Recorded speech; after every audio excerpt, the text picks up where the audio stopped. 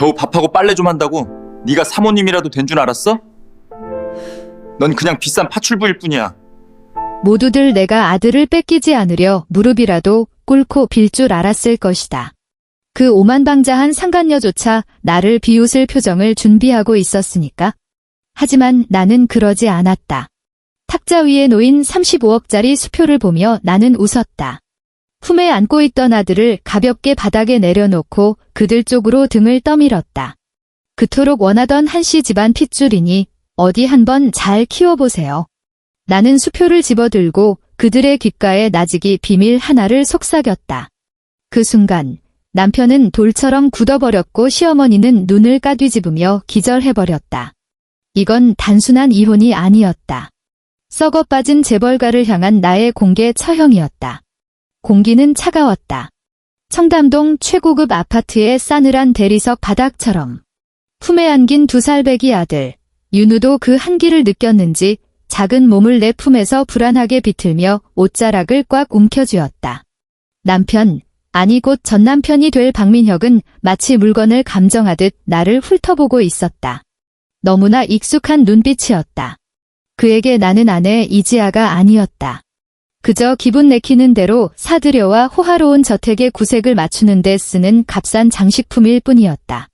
지아, 서로 시간 낭비하지 말자. 그의 목소리는 그 사람 자체만큼이나 온기가 없었다. 우리가 함께한 700여 일의 부부로서의 정이 언제든 청산 가능한 비즈니스에 불과했다는 듯이. 난 이미 서명했어. 이제 내 차례야. 그가 내민 찻상 위로 이혼 합의서가 미끄러져 왔다. 그 옆에는 언제나 완벽하게 화장하고 표독스러운 눈빛을 한 시어머니가 앉아 있었다. 붉은 매니큐어를 칠한 손톱으로 탁자를 톡, 톡, 톡 두드리는 소리가 마치 내 비참한 운명의 카운트다운처럼 들렸다. 입가에 걸린 희미한 미소는 승자의 아량 같았다. 시어머니 곁에는 젊고 아름다운, 배가 살짝 불러온 여자 최유라가 도발과 동정이 뒤섞인 눈빛으로 나를 보고 있었다. 그녀는 무의식적으로 자신의 배를 감싸 안으며 내 아들의 자리를 밀어내고 들어설 진짜 후계자를 과시하는 듯했다. 그녀야말로 이 전쟁의 승리자이자 곧 이 집의 안주인이 될 여자였다. 내 시선은 그들을 지나쳐 합의서 옆에 놓인 종이 한 장에 머물렀다. 은행 수표였다. 눈을 가늘게 뜨고 숫자를 확인했다.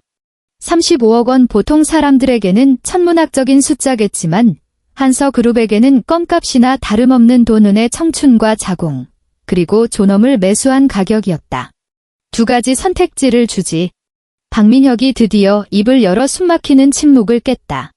마치 날씨 이야기를 하듯 평이한 어조였다.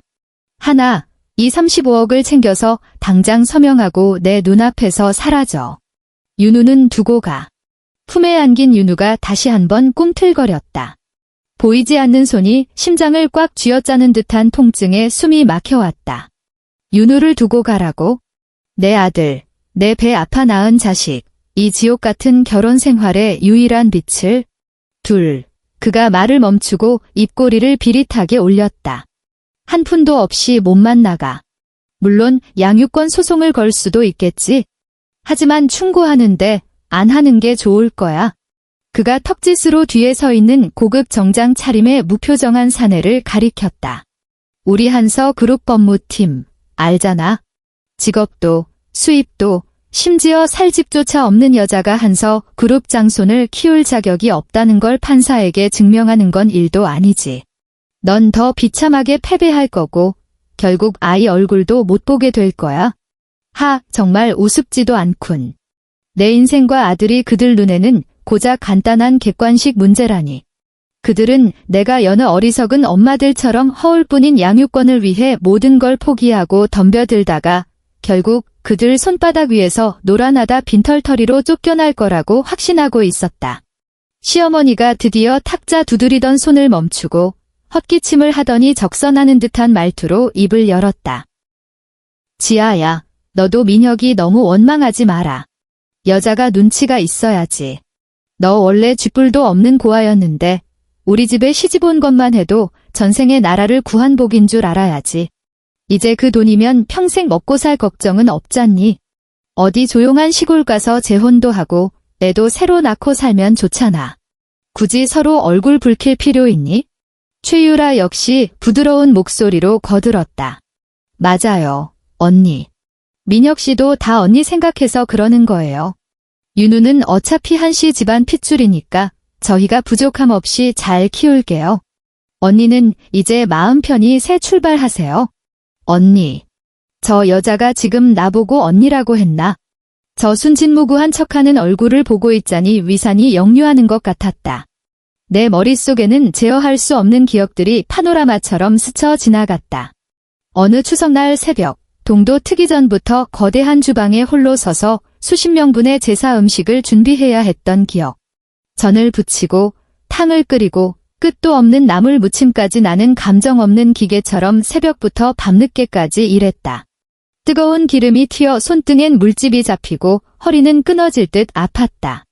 그런데 소위 친척이라는 사람들은 거실에 둘러앉아 텔레비전을 보며 내가 만든 음식을 안주 삼아 떠들기만 했다. 잡채 간이 싱겁네. 전 부치는 불 조절이 서투르네. 시어머니는 옆에서 거들었다. 이런 사소한 것도 못해서 어디다 쓰냐고. 그 누구도 심지어 박민혁조차 내게 다가와 힘들지 않냐고 묻지 않았다. 서울이 꽁꽁 얼어붙었던 어느 겨울, 온 가족이 제주도로 휴가를 떠나면서 나만 집에 남겨두었던 일도 있었다. 집을 지키라는 명목이었지만 실상은 겨우내 먹을 김장 김치 수백 포기를 담그라는 명령이었다. 얼음장 같은 물에 배추를 씻으며 손이 벌겋게 얼어 감각조차 없어질 때쯤 박민혁에게서 전화가 왔다. 걱정하는 말이 아니었다. 전화를 늦게 받았다며 짜증과 혐오가 가득 찬 목소리로 쏘아붙였다. 집구석에 처박혀서 하는 일도 없으면서 전화 하나 빨리 못 받느냐고. 그리고 수많은 밤, 낯선 향수 냄새와 술 냄새를 풍기며 들어와 나를 투명인간 취급하던 그 참다 못해 한마디라도 하면 그는 불같이 화를 냈다. 내가 뭔데 나를 가르치려 드냐고. 이지야, 주제 파악 좀 하라고. 내가 누리는 모든 게 누구 덕분이냐고. 너는 그저 하녀처럼 집안일이나 하고 윤우나 잘 돌보면 그만이라고. 그랬다. 하녀. 그게 내 진짜 신분이었다. 아이 낳고 집안일 해주는 고급 하녀. 순종하고 노력하면 언젠가 사랑받고 존중받을 수 있을 거라 믿었다. 윤우가 태어나면 달라질 줄 알았다. 하지만 착각이었다. 지독한 착각. 진정한 각성은 3개월 전이었다. 그날은 내 생일이었다. 그가 좋아하는 음식들로 한 상 차려놓고 들뜬 마음으로 기다렸다. 하지만 해가 지고 자정이 넘도록 그는 오지 않았다. 전화도 받지 않았다. 혹시 무슨 사고라도 났을까 봐 경찰에 신고하려던 찰나 새벽 3시가 되어서야 그가 들어왔다. 셔츠 기대는 선명한 립스틱 자국이 묻어 있었다. 머리부터 발끝까지 얼음물을 뒤집어 쓴 듯 차가워졌다. 따져 묻지 않았다. 그저 묵묵히 그의 외투를 받아주었다. 그때 그의 주머니에서 사진 한 장이 툭 떨어졌다. 사진 속에서 그와 최유라는 해변의 리조트를 배경으로 세상 행복하게 웃고 있었다. 비키니 차림의 최유라는 그에게 딱 붙어 있었고 그의 손은 그녀의 평평한 배 위에 얹어 있었다.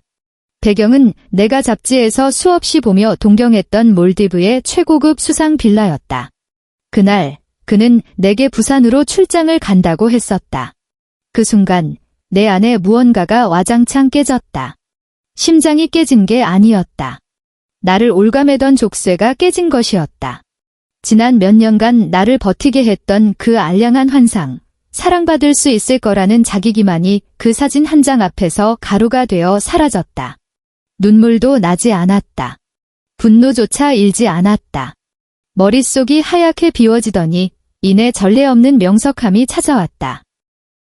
이 3년의 결혼 생활은 처음부터 끝까지 사기극이었다.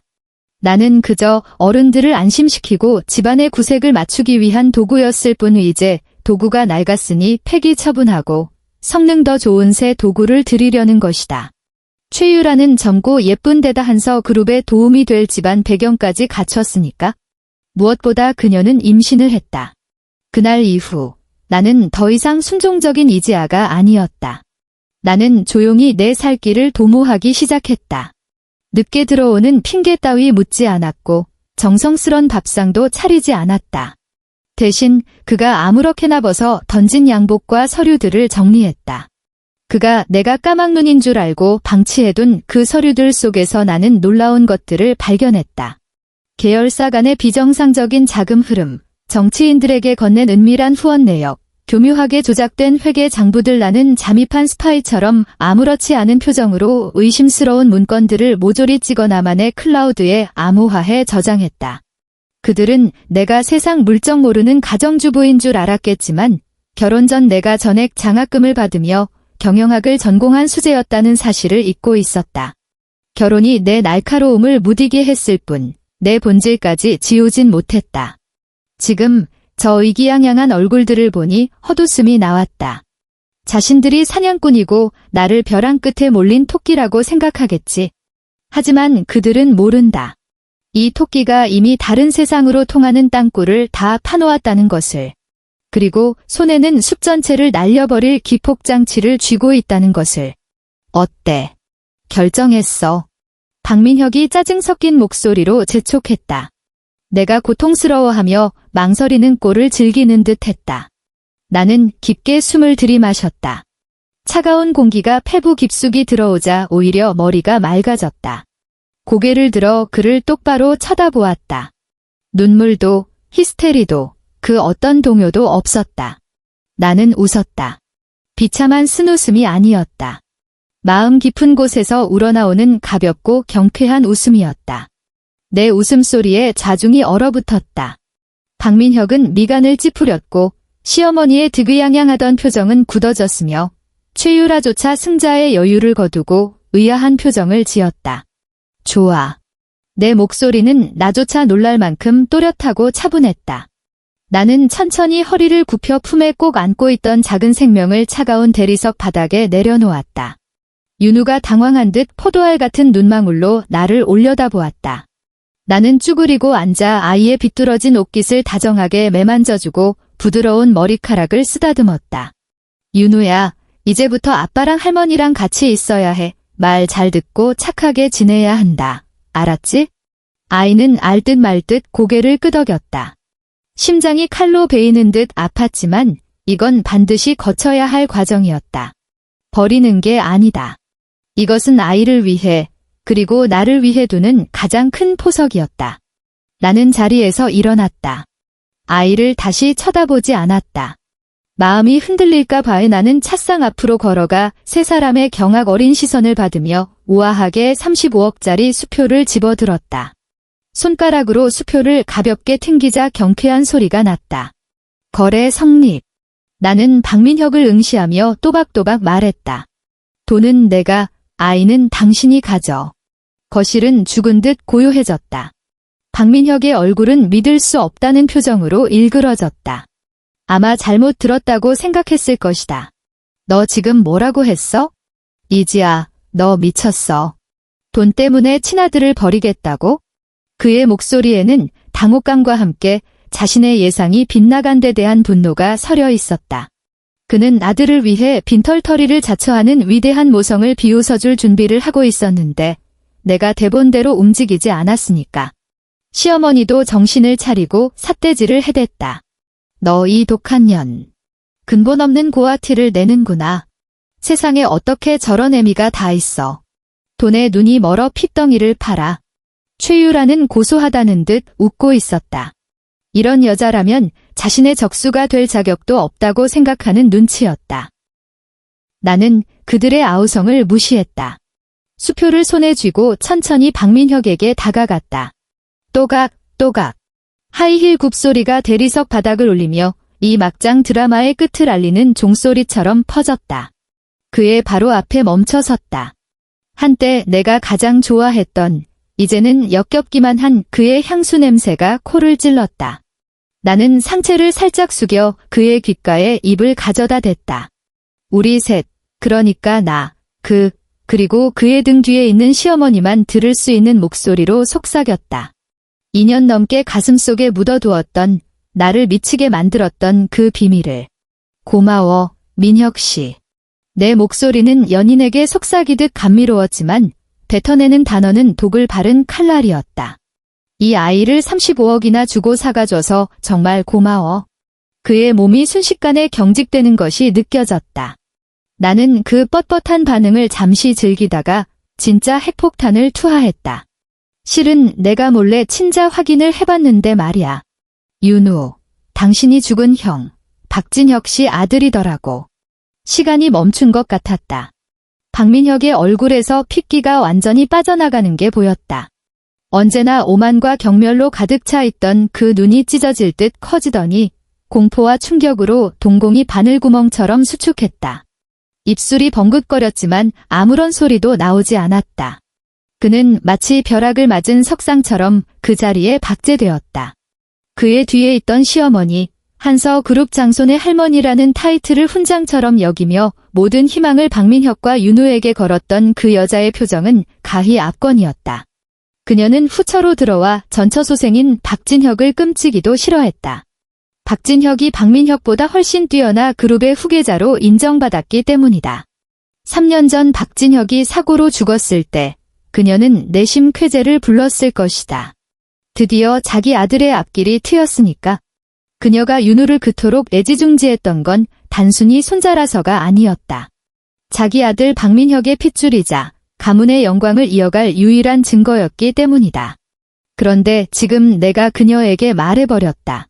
그녀가 2년 넘게 금지옥엽 키워온 장손이 자신의 지위를 굳건히 해주던 그 아이가 사실은 그녀가 그토록 증오하던 전처 자식 박진혁의 씨앗이라고. 이 충격은 그녀에게 하늘이 무너지는 것보다 더한 공포였으리라. 그녀의 눈이 뒤집힐 듯 커지더니 흰자에 핏발이 섰다. 입을 떡 벌리고 컥컥거리며 바람 빠지는 소리를 냈다.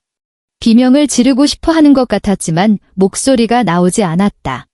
허공을 향해 손을 허우적거리던 그녀는 이내 눈을 까뒤집고 뒤로 몽둥이처럼 넘어갔다. 쿵! 육중한 몸이 비싼 카페트 위로 쓰러지는 둔탁한 소리가 났다. 거실은 순식간에 아수라장이 되었다. 최유라가 어머님 하고 비명을 질렀고 가정부들이 허둥지둥 달려왔다. 오직 박민혁만이 망부석처럼 굳어 있었다. 그의 시선은 나를 넘어 영문도 모른 채 눈을 껌벅이고 있는 아이에게 꽂혀 있었다. 자신의 핏줄이라 철석같이 믿었던 아이. 자신의 후계자이자 방금 전 나를 모욕하고 쫓아내기 위한 볼모로 삼았던 그 아이. 이제 그 아이는 그의 인생 최대의 치욕이자 공포가 되었다. 그래, 박민혁. 너 그 잘난 형 박진혁을 죽기보다 싫어했지? 평생 형의 그림자에 가려 열등감에 시달렸잖아. 이제 너는 내 돈으로 내가 가장 증오하는 형의 자식을 키워야 해. 그것도 박민혁의 아들이라는 이름으로 호적에 올려.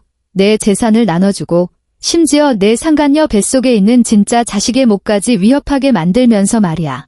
왜냐하면 이혼 합의서에 이미 도장을 찍었으니까. 법적으로 윤우는 내 아들이야. 내가 직접 윤우를 선택했잖아. 일그러진 그의 얼굴을 보며 나는 입꼬리를 더욱 깊게 올렸다. 더 이상 이 난장판을 지켜볼 이유가 없었다. 나는 35억짜리 수표를 챙겨 들고 개선 장군처럼 당당하게 가슴을 펴고 그 황금 감옥을 걸어 나왔다. 현관문이 닫히는 순간 서울 초겨울의 칼바람이 얼굴을 때렸지만 나는 전례 없는 뜨거운 해방감을 느꼈다. 박민혁, 시어머니, 최유라 너희들의 지옥은 이제 시작이야. 그리고 나의 복수도 이제 막을 올렸을 뿐이고. 숨막히는 아파트 단지를 빠져나오며 나는 뒤도 돌아보지 않았다. 웅장한 철문이 닫히며 그 안의 비명과 혼란을 차단했다. 나는 바깥 세상의 자유로운 공기를 폐부 깊숙이 들이마셨다. 세포 하나하나가 살아 숨쉬는 것 같았다. 울지 않았다. 눈물 한 방울도 나오지 않았다. 가슴속 심장은 방금 겪은 일이 처절한 가족사가 아니라 그저 성공적인 비즈니스 협상이었던 것처럼 차분하고 힘차게 뛰고 있었다. 이겼다. 그거면 됐다. 나는 택시를 잡아타고 목적지를 말했다. 고급 호텔이 아니었다. 여의도 한복판. 내가 가명으로 미리 얻어둔 작고 허름한 오피스텔이었다. 그곳이 나의 작전 사령부가 될 것이다. 차창 밖으로 강남의 화려한 풍경들이 빠르게 스쳐 지나갔다. 명품관, 고급 레스토랑, 성형외과. 예전엔 박민혁의 차를 타고 지나가며 묘한 소외감과 자격지심을 느꼈던 곳들이다. 하지만 지금은 그저 우스웠다. 돈으로 쌓아 올린 저 화려함이 얼마나 부서지기 쉬운지 알기에. 나는 휴대폰을 꺼내 전원을 끄고 3년간 썼던 유심칩을 빼내 망설임 없이 반으로 뚝 꺾어버렸다. 그리고 미리 준비한 새 선불 유심을 끼워 넣었다. 과거의 이지아는 죽었다. 이제 남은 건 복수를 위해 다시 태어난 여자뿐이다. 오피스텔에 도착하자마자 가장 먼저 한 일은 35억 수표를 금고 깊숙한 곳에 넣는 것이었다. 이 돈은 내 노후 자금이 아니다. 전쟁 자금이다. 단돈 1원도 허투루 쓰지 않고 그들의 목을 조르는 데 쓸 것이다. 나는 박씨 집안에서 한 번도 꺼내본 적 없던 내 비상금으로 샀던 노트북을 켰다. 보안 네트워크에 접속해 나만의 비밀 클라우드를 열었다. 지난 3개월간 살얼음판을 걸으며 수집한 무기들이 그곳에 잠들어 있었다. 폴더 하나하나가 치명적인 독이었다. 한석건설 비자금 장부, 한석케미칼 원료 바꿔치기 증거, 박민혁 불법 정치자금 녹취. 그들은 내가 꽃꽂이나 하고 쿠키나 굽는 멍청한 여자라고 생각했겠지. 하지만 그들은 잊고 있었다. 내가 그 집에 들어가기 전 치열한 경영대에서 장학금을 놓치지 않고 수석으로 졸업한 이지아라는 사실을. 박민혁은 내가 까막눈인 줄 알고 서재에 서류를 방치했고 술에 취해 신복과 통화하며 비밀을 떠들었다. 그는 틀렸다. 나는 다 듣고 있었고 다 이해했으며 스펀지처럼 모든 정보를 빨아들여 기록하고 정리했다. 나는 한석건설 비자금 장부 폴더를 열었다. 회사 자금이 유령 회사를 통해 시어머니 남동생, 즉 외삼촌 명의의 법인으로 흘러들어간 내역이 적나라하게 담겨 있었다. 탈세와 횡령의 완벽한 증거였다. 다음은 한석케미칼 원료 바꿔치기 증거. 친환경 소재 기업이라는 이미지를 가진 한석케미칼이 원가 절감을 위해 발암 물질이 포함된 저가 원료를 몰래 사용했다는 내부 문건이었다. 이게 터지면 과징금은 둘째치고 한석그룹의 브랜드 이미지는 회복 불능의 타격을 입을 것이다. 그리고 대망의 박민혁 불법 정치자금. 박민혁이 서울시장 후보와 고급 일식집 밀실에서 만나는 사진, 그리고 5억 원어치 상품권 구매 영수증. 날짜, 장소, 물증까지 완벽한 삼박자였다. 이것들이 내 탄환이다. 이제 필요한 건 가장 적절한 타이밍과 각도를 잡아 저 견고해 보이는 한석그룹이라는 성벽을 향해 쏘아 올리는 것뿐이다. 내 계획은 단순하지만 확실했다. 2단계 작전. 1단계 외부 압박. 박민혁의 정신을 쏙 빼놓아 집안의 시한폭탄인 윤우 문제에 신경 쓸 겨를을 없애는 것이다. 나는 이틀 밤을 꼬박 세워 자료를 분류하고 나를 추적할 수 없도록 메타데이터를 삭제하는 세탁 작업을 마쳤다.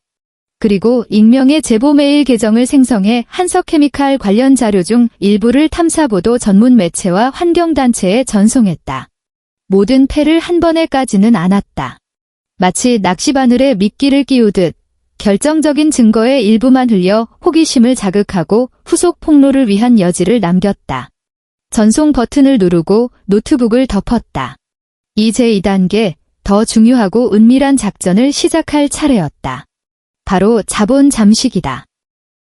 대학 은사님을 통해 알게 된 업계에서 입무겁고 실력 좋기로 소문난 자산 운용가를 만났다. 내 정체는 숨긴 채 강남의 큰손을 대리하는 투자자라고 소개했다. 나는 35억 원을 여러 개의 해외 차명 계좌로 쪼개어 그에게 넘겼다. 복잡한 교차 지분 투자 방식을 통해 시장에 풀려있는 한석그룹 계열사들의 주식을 야금야금 사들이기 시작했다. 특히 한석케미칼 주식이 그랬다. 스캔들이 터지는 순간 주가가 곤두박질 칠 것은 불보듯 뻔한 일이었다. 그리고 그때가 바로 내가 바닥에서 주식을 쓸어 담을 최고의 타이밍이었다. 역시나 사흘 뒤 첫 번째 포탄이 터졌다. 진실탐사라는 인터넷 언론사가 한석케미칼의 녹색 거짓말, 친환경 소재 뒤에 숨겨진 불편한 진실이라는 제목의 심층 보도를 내보냈다. 기사는 직접적으로 기업명을 거론하지 않았지만 첨부된 내부 문건이 스크린샷과 데이터 분석 자료는 누가 봐도 한석케미칼을 정조준하고 있었다. 그야말로 일파만파였다. 인터넷은 순식간에 들끓었다. 환경단체들이 즉각 들고 일어나 한서 그룹의 원료 구매 내역 공개를 요구했고, 소비자들은 공포에 떨며 소셜미디어에서 한서 그룹 불매 운동을 벌이기 시작했다. 한서케미칼의 주가는 비명 한 번 지르지 못하고 추락했다. 장이 열린 지 1시간도 채 되지 않아 하한가를 기록했다. 나는 좁은 오피스텔에 앉아 모니터 화면을 가득 채운 채 폭포수처럼 쏟아져 내리는 파란색 하락곡선을 바라보았다. 마음은 호수처럼 고요했다. 이건 그저 시작일 뿐이었다. 박민혁이 지금 얼마나 꼴사납게 날뛰고 있을지 안 봐도 눈에 선했다. 사무실에서 길길이 날뛰며 이사회의 추궁을 막아내느라 진땀을 빼고 있을 것이다. 한 손으로는 홍보팀을 쥐어짜 기사를 내리고 검색어를 조작하라고 고래고래 소리를 지르면서 다른 한 손으로는 내부 문건을 유출한 쥐새끼를 잡으라고 난리를 치고 있겠지. 하지만 그의 집구석에는 더 큰 불길이 번지고 있었다. 내가 떠난 직후 시어머니는 응급실로 실려갔다. 내가 박씨 집안에 심어둔 가사 도우미 이모님 말에 따르면 시어머니는 깨어난 뒤로 정신이 오락가락한다고 했다. 입만 열면 화근 덩어리, 남의 씨, 집안이 망했어 같은 소리를 중얼거리고 윤우만 보면 히스테리를 부리며 비명을 질러댄다는 것이었다. 그렇다고 박민혁이 윤우를 당장 어찌할 수도 없었다. 이혼 합의서에 아이 양육권은 그에게 있다고 명시되어 있었으니까. 지금 아이를 내쫓는다면 그는 피도 눈물도 없는 아비라는 비난을 피할 수 없을 뿐더러 무엇보다 그 이유를 세상에 설명할 길이 없었다. 35억이나 주고 사온 아이가 알고 보니 자신이 세상에서 제일 증오하는 형의 자식이었다는 걸 어떻게 말하겠는가?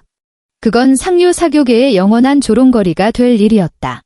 그러니 그는 윤우를 집에 둘 수밖에 없었다.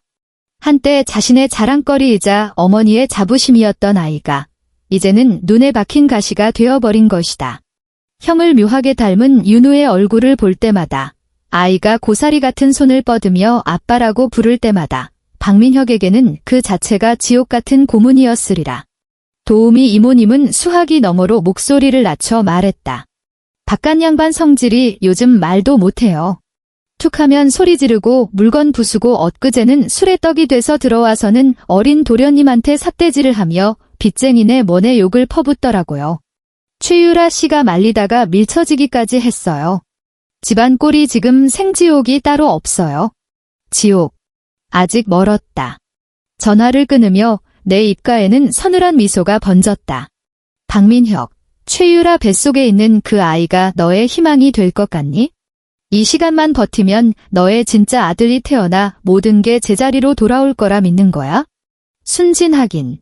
나는 노트북을 열고 두 번째 익명 제보 메일을 작성하기 시작했다. 이번 수신처는 국세청 탈세 제보센터였다. 첨부 파일은 한서건설 비자금 장부의 핵심 증거들이었다. 이 불길을 더 거세게 타오르게 해야 했다. 그가 소중히 여기는 모든 것, 회사, 지위, 재산이 그 오만함과 잔인함의 대가로 내 손안에서 한 줌의 재가 되어 사라진다는 걸 뼈저리게 느끼게 해줄 생각이었다.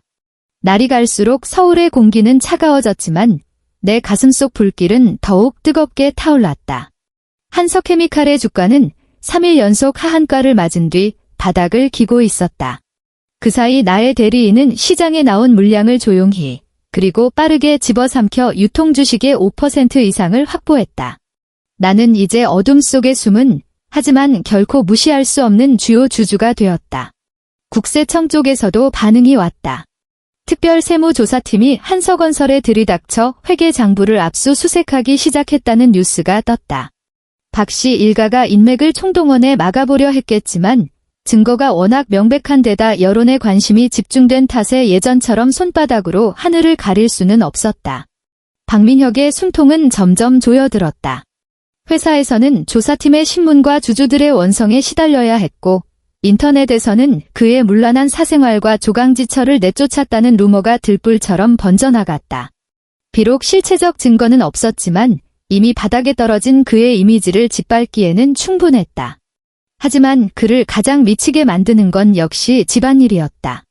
도우미 이모님의 전언에 따르면 최유라는 지난번 박민혁에게 밀쳐진 충격으로 조산기가 있어 병원에 입원했다고 했다. 그녀는 매일 전화로 울고불고하며 박민혁이 자신과 뱃속의 아이에게 소홀하다며 바가지를 긁어댔다. 반면 박민혁은 윤우만 보면 짜증이 치밀어 올라 견딜 수가 없었다. 집안 곳곳에 고용인들의 눈이 있어 대놓고 때리지는 못하고 대신 더 잔인한 짓을 했다. 철저한 무시와 방임이었다. 2살배기 아이는 어른보다 더 예민하다. 윤우는 눈에 띄게 말수가 줄었고 예전처럼 웃지도 않았다. 한 번은 아이가 박민혁의 손을 잡으려다 매몰차게 뿌리쳐진 적이 있다고 했다. 아이는 그 자리에 얼어붙어 입술을 삐죽거리며 울음을 참았다고 한다. 그 이야기를 전해 듣는데 심장이 칼로 난도질 당하는 것 같았다. 당장이라도 달려가고 싶었지만 이성이 나를 붙잡았다. 지금은 때가 아니다. 참아야 한다. 그 지옥 구덩이에서 아이를 가장 완벽하게 구해내기 위해서는 내가 그들보다 더 강하고 냉혹해져야만 했다. 나의 복수는 정교한 계산이 필요한 외과 수술과도 같았다. 그리고 지금 수술은 겨우 절반이 진행되었을 뿐이다. 회사와 가정, 양쪽에서 오는 압박감에 박민혁의 멘탈은 눈에 띄게 무너져 내렸다. 불면증에 시달리고 술에 절어 살았으며 이사회 도중 임원의 질문에 버럭 화를 내며 서류철을 집어던지는 추태까지 부렸다고 했다. 그는 의심암귀가 되어 폭주했다. 회사 사람 모두를 의심했고 경쟁사가 꾸민 진리라며 고래고래 소리를 질렀다. 내부 고발자를 색출하겠다며 막대한 돈과 인력을 쏟아부었지만 허탕만 칠 뿐이었다. 그는 덫에 걸린 짐승처럼 미쳐 날뛰며 스스로 상처만 깊게 만들고 있었다. 급기야 그는 최유라에게 화풀이하기 시작했다. 그녀가 임신해서 이혼을 종용하는 바람에 이 모든 사단이 났다고 생각하는 듯 했다. 병문안 횟수는 줄어들었고 통화할 때마다 목소리엔 짜증이 가득했다. 현실의 무게 앞에서 그들의 세기적 사랑은 모래성처럼 허무하게 무너지고 있었다. 나는 유령처럼 어둠 속에 숨어 그 모든 과정을 지켜보았다. 내 일상은 시계추처럼 정확했다.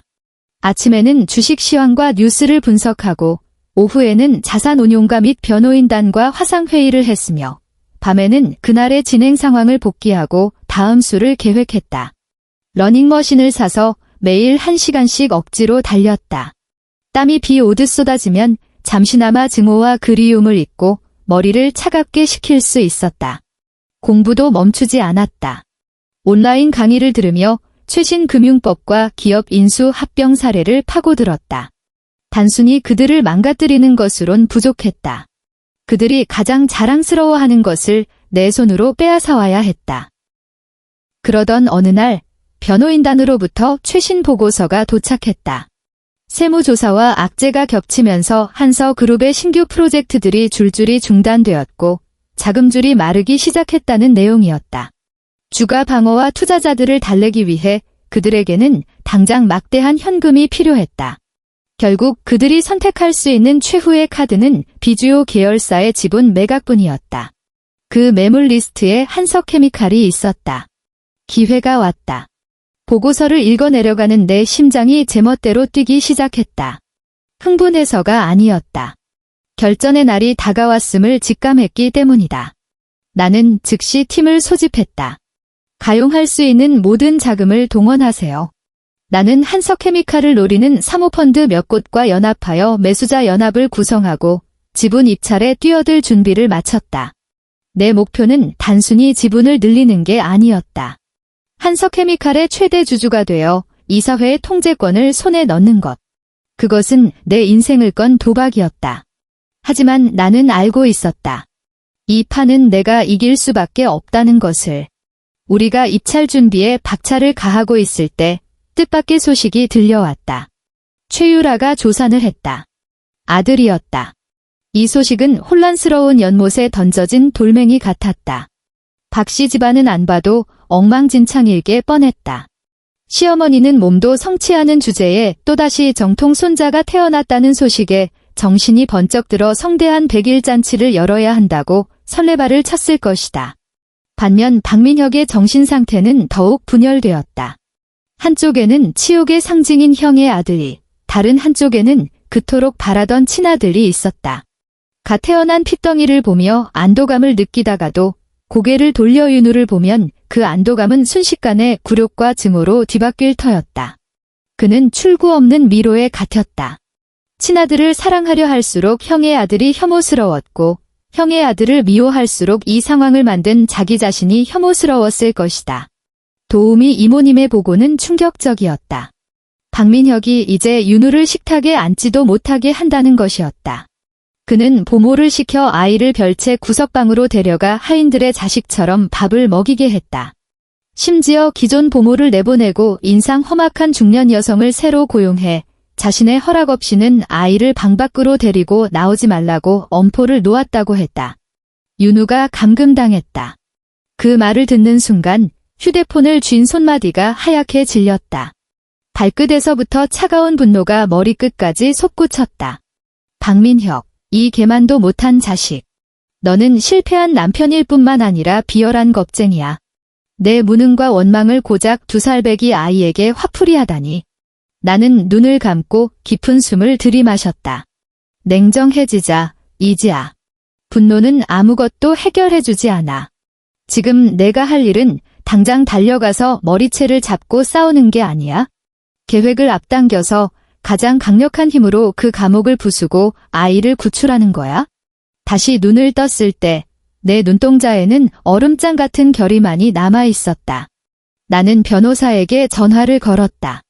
입찰 제안서 지금 제출하세요. 내 목소리는 떨리지 않았다.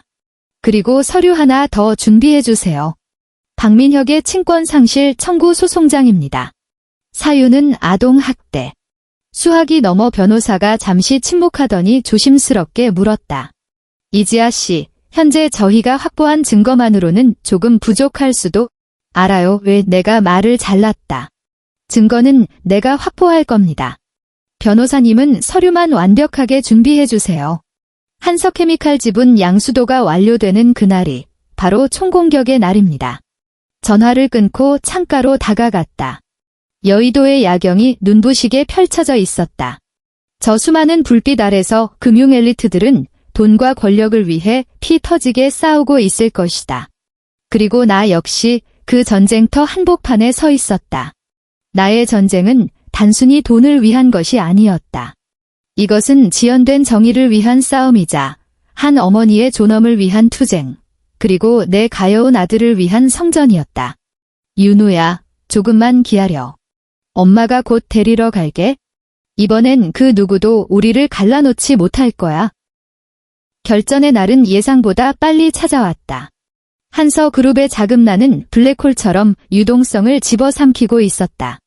국세청의 압박에 은행권의 대출 상환 독촉까지 겹치자 그들은 백기를 들었다.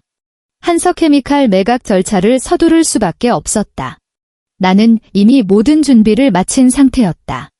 나의 자산운용팀과 변호인단의 치밀한 작전 덕분에 내가 주도하는 매수자 연합은 그들이 거절할 수 없는 금액을 제시하며 한석케미칼 지분 28%를 낙찰받았다.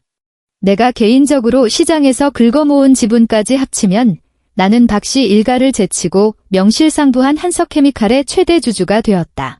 지분 양수도 계약서에 최종 서명이 찍히던 순간 나는 작은 오피스텔 방에 앉아 있었다. 샴페인도 축하 파티도 없었다. 모니터 화면에 뜬 전자계약서를 바라보는 내 마음은 폭풍전야처럼 고요했다.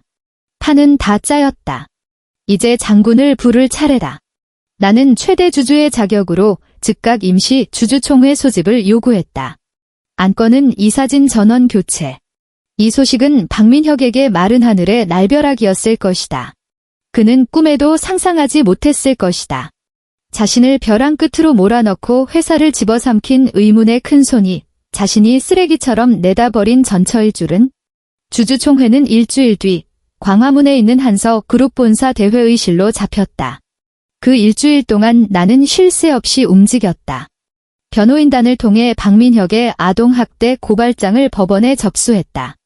도우미 이모님이 내 지시로 아이 옷에 숨겨둔 초소형 녹음기에 담긴 박민혁의 폭언과 협박, 그리고 보모의 학대 정황이 담긴 파일들도 증거물로 함께 제출되었다.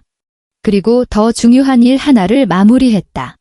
과거 친자 확인을 의뢰했던 유전자 검사센터를 통해 윤우와 박진혁 사이에 친자 관계가 성립한다는 법적 효력이 있는 정식 감정서를 발급받았다. 모든 준비는 끝났다. 주주총회 당일 서울에는 그해 첫눈이 내렸다. 나는 권력을 상징하는 뻔한 검은색 정장 대신 몸에 딱 떨어지는 하늘색 원피스 위에 새하얀 캐시미어 코트를 걸쳤다. 눈부시게 밝고 부드러운 색감이었지만 내 마음은 그 어느 때보다 차가웠다. 공들여 화장을 했다. 누군가에게 잘 보이기 위함이 아니었다. 이것은 새로운 이지아의 탄생을 알리는 의식이었다. 거울 속 여자는 강인한 눈빛과 여유로운 미소를 머금고 있었다. 몇 달 전 부엌에서 기름 냄새에 찌들어 살던 가정주부의 모습은 어디에도 없었다. 차가 한서 그룹 본사 앞에 멈췄다. 차 문을 열고 익숙한 땅을 밟았다. 마지막으로 이곳에 왔을 때 나는 박민혁이 두고 간 서류를 전해주러 왔다가 로비 경비원에게 잡상인 취급을 받으며 쫓겨날 뻔했었다. 하지만 오늘 나는 변호인단과 회계팀을 거느리고 당당하게 정문을 통과했다. 로비 매니저가 나를 알아보고는 사색이 되어 달려와 깍듯이 허리를 굽히며 길을 안내했다. 회의실은 이미 사람들로 가득 차 있었다. 한서 그룹의 이사들, 가족 모임 때마다 나를 투명인간 취급하던 그 잘난 더르신들이 의아함과 경계심 가득한 눈으로 나를 쳐다보았다. 상석에는 박민혁이 앉아 있었다. 몇 달 사이에 그는 10년은 늙어 보였다. 머리숱은 휑했고 눈은 퀭하게 들어갔으며 피부는 알코올 중독자처럼 푸석했다. 비싼 수트를 걸쳤지만 뼛속 깊이 배어나온 패배감과 피로를 감출 수는 없었다. 내가 회의실 문을 열고 들어서는 순간 그의 표정은 가히 걸작이었다. 처음에는 경악, 그 다음에는 불신, 그리고 마침내 상황을 파악한 뒤 밀려오는 분노와 치욕. 핏발선 그의 눈이 나를 찢어 죽일 듯 노려보았다. 나는 그에게 눈길조차 주지 않았다. 나는 최대 주주석, 바로 그의 맞은편 자리에 우아하게 앉았다. 회의가 시작되었다. 안건은 간단했다. 현 경영진 해임 및 신규 이사 선임. 진행되는 내내 박민혁은 한마디도 하지 못한 채 도끼 어린 눈으로 나를 쏘아보기만 했다. 도대체 내가 무슨 돈으로, 무슨 배짱으로 이런 짓을 벌였는지 도무지 이해가 가지 않는 표정이었다. 사회자가 신임 대표이사로 나, 이지아가 선임되었음을 선포하자 회의실이 술렁거렸다. 박민혁이 마침내 참지 못하고 책상을 콱 내려치며 벌떡 일어났다. 이지아, 너 이 미친 여자. 도대체 무슨 속셈이야? 그의 목소리는 흥분으로 갈라져 쇳소리가 났다. 나는 고개를 들어 그를 똑바로 응시했다. 입가에는 여유로운 미소를 띤 채 나직하지만 또렷한 목소리로 말했다. 박민혁 씨, 언행 조심하세요. 이제 한석케미칼의 대표는 접니다. 결과에 불복하신다면 제 변호사와 이야기하시죠. 너 그가 부들부들 떨리는 손가락으로 나를 가리켰다. 회사를 뺏으면 내가 겁이라도 먹을 줄 알았어? 내가 이긴 것 같아? 당신이 겁먹길 바란 적 없어. 내 미소가 더욱 짙어졌다. 난 그저 내 것을 찾으러 왔을 뿐이야. 아, 내 것뿐만이 아니지. 내 아들 목까지. 아들이라는 단어에 그의 얼굴이 횟가루처럼 하얗게 질렸다. 나는 자리에서 일어나 천천히 그에게 다가갔다. 변호사에게서 건네받은 서류 봉투를 그의 앞 테이블에 툭 던졌다. 법원에서 온 소장이야의 내가 말했다. 당신의 친권 박탈을 정식으로 청구했어. 사유는 내 아들 윤우에 대한 장기적인 정서적 학대 및 감금. 그 안에는 녹취록, 증인 진술서 다 들어있어. 박민혁 씨, 이번엔 당신네 그 잘난 법무팀이 이길 확률이 얼마나 될 것 같아. 그는 서류를 내려다보며 휘청거렸다. 마치 영혼이 빠져나간 사람 같았다. 너 이 독사 같은 년. 그가 멍한 눈으로 중얼거렸다. 독사, 나는 코웃음을 쳤다. 당신네 모자가 나한테 한 짓에 비하면 이건 애교 수준 아닌가? 나는 그날 거실에서 그랬던 것처럼 상체를 숙여 그에게만 들리도록 속삭였다. 설마 여기서 끝이라고 생각하는 건 아니지? 나는 허리를 펴고 가방에서 또 다른 서류를 꺼냈다. 윤우의 친자 확인 검사 결과지였다. 나는 그것을 그에게 주는 대신 회의실에 앉아있는 다른 이사들을 향해 들어보였다. 존경하는 이사님들, 내 목소리가 회의실을 울렸다. 제가 왜 전남편인 박민혁 씨와 이런 극단적인 상황까지 오게 됐는지 궁금하실 겁니다. 이제 진실을 알려드릴 때가 된 것 같군요. 박민혁이 공포에 질린 얼굴로 서류를 뺏으려 달려들었지만 내 경호원들이 그를 가로막았다. 여기 계신 분들은 모두 박민혁 씨에게 작고한 형님, 박진혁 씨가 계셨다는 걸 아실 겁니다. 나는 좌중을 둘러보며 말했다. 제가 들고 있는 이 문서는 공신력 있는 기관의 DNA 감정서입니다. 박 씨 집안에서 2년 넘게 장손이라며 애지중지 키웠던 아이, 윤우의 친부가 박민혁 씨가 아니라 고 박진혁 씨라는 것을 증명하는 서류죠. 회의실에 찬물을 끼얹은 듯 정적이 흘렀다. 이사들은 미친 사람 보듯 나를 쳐다보다가 다시 박민혁을 쳐다보았다. 저 여자가 미쳤어. 다 거짓말이야. 박민혁이 악을 쓰며 발버둥 쳤다. 거짓말인지 아닌지는 간단합니다. 내가 서류를 흔들어 보였다. 윤우와 당신, 그리고 당신이 새로 얻은 그 작은 아들까지 셋이서 다시 유전자 검사를 해보면 알 일 아닙니까? 박민혁 씨, 자신 있어요. 그는 대답하지 못했다. 당연히 그럴 수 없었다. 나는 공포와 절망으로 일그러진 그의 얼굴을 보며 쐐기를 박았다. 이혼할 때 박민혁 씨는 제게 위자료로 35억을 주며 양육권을 포기하라고 했습니다. 이상하지 않습니까? 왜 굳이 그 큰 돈을 들여서 자기 형의 아들을 샀을까요? 이사들의 웅성거림이 커졌다. 나는 마지막 한 방을 날렸다. 이유는 하나뿐입니다. 그는 알고 있었던 겁니다. 윤우가 자기 아들이 아니라는 걸 알면서도 어머니와 친척들, 그리고 주주 여러분 모두를 속인 거죠. 장손의 아버지라는 타이틀을 이용해 자신의 경영권 승계를 확실히 하기 위해서요. 그런데 이제 진짜 자기 핏줄이 태어나니 윤우가 걸림돌이 되어버린 겁니다. 여러분, 자신의 핏줄과 가문의 명예까지 속여가며 이속을 챙기는 사람에게 과연 한서 그룹의 미래를 맡길 수 있겠습니까? 내 말은 날카로운 비수가 되어 좌중의 가슴에 꽂혔다. 이사들이 박민혁을 바라보는 눈빛이 경악에서 경멸과 분노로 바뀌고 있었다. 박민혁은 완전히 무너졌다. 그는 의자에 털썩 주저앉아 넋이 나간 사람처럼 중얼거렸다. 아니야, 내가 그런 게 아니야. 그는 끝났다. 그의 사업, 명예, 인생은 이 순간 내 손에 의해 철저하게 파괴되었다. 나는 더 이상 그를 쳐다보지 않았다. 뒤에 서 있는 변호사에게 짧게 말했다. 마무리 부탁합니다. 나는 미련 없이 회의실을 걸어 나왔다. 복도 끝 거대한 통유리창으로 겨울 햇살이 쏟아져 들어왔다. 따뜻하고 눈부셨다. 나는 휴대폰을 꺼내 도우미 이모님에게 전화를 걸었다. 이모님, 저예요. 이제 됐어요. 윤우 데리고 나오세요. 로비에서 기다릴게요. 몇 분 뒤 엘리베이터 문이 열리고 작은 아이가 걸어 나왔다. 이모님의 손을 잡고 쭈뼛거리며 나오던 아이가 나를 발견하고는 멈칫했다. 그리고 이내 포도알 같은 눈망울에 눈물이 그렁그렁 맺혔다. 엄마. 아이가 이모님 손을 뿌리치고 짧은 다리로 뒤뚱뒤뚱 내게 달려왔다. 나는 무릎을 꿇고 팔을 활짝 벌려 아이를 품에 안았다. 꽉, 아주 꽉 안았다. 익숙하고 따뜻한 체온, 비누 냄새, 콩닥거리는 심장 소리가 텅 비어 있던 내 가슴을 가득 채웠다. 윤우야, 내 강아지. 엄마가 왔어. 이제 집에 가자.